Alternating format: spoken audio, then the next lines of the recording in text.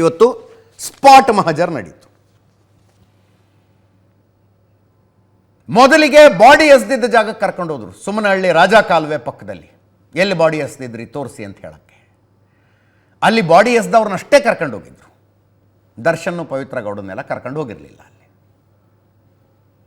ಮೊದಲು FSL ಟೀಮ್ನವ್ರು ಬಂದು ಏನಾದ್ರು ಸಿಗುತ್ತಾ ಅಂತ ನೋಡಿದ್ರು. ಆ ನಂತರ ಇವರನ್ನು ಕರ್ಕೊಂಡು ಹೋದರು.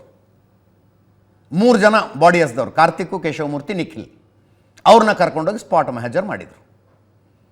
ಅಲ್ಲಿಂದ ಮರ್ಡರ್ ಮಾಡಿದ ಶೆಡ್ಡಿಗೆ ಕರ್ಕೊಂಡು ಬಂದರು. ರಾಜರಾಜೇಶ್ವರಿ ನಗರದ ಪಟ್ಟಣಗೆರೆಯ ಶೆಡ್ಡು. 13 ಆರೋಪಿಗಳನ್ನು ಸಾಲಾಗಿ ನಿಲ್ಲಿಸ್ಕೊಂಡು ಎಲ್ಲಿ ಏನೇನಾಯ್ತು ಹೇಳಿ ಅಂತ ಕೇಳಿದ್ರು. ದರ್ಶನ್ನು ಪವಿತ್ರ ಸೇರಿದಂತೆ 13 ಜನ ನೋಡ್ರಿ, ನೋಡ್ತಾ ಇದ್ದೀರಿ.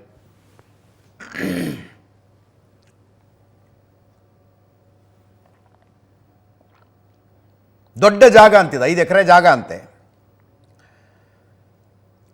ಯಾರ ಬಾಡಿಗೆಗೆ ತಗೊಂಡಿದ್ದಾರೆ. ಸಾಲ ಕಟ್ಟದೆ ಇರೋರನ್ನ ನೋಡಿ,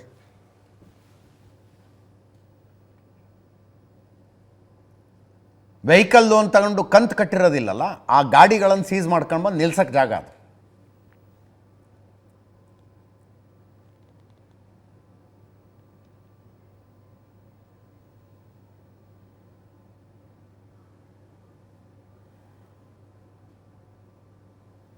ಒಬ್ಬೊಬ್ಬರನ್ನೇ ಕರ್ಕೊಂಡೋಗಿ, ಅಂದರೆ ಸ್ಟೇಟ್ಮೆಂಟ್ ಕ್ಲಾಶ್ ಆಗುತ್ತಾ ಅಂತ ನೋಡೋದಕ್ಕೆ ಒಬ್ಬೊಬ್ಬರನ್ನೇ ಕರ್ಕೊಂಡೋಗಿ ಮಹಜರ್ ಮಾಡಿದ್ದಾರೆ.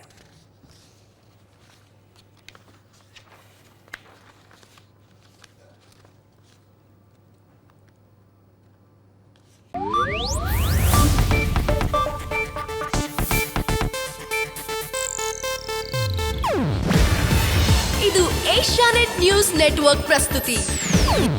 ನೀವು ನೋಡ್ತಿದ್ದೀರಾ ಏಷ್ಯಾನೆಟ್ ಸುವರ್ಣ ನ್ಯೂಸ್.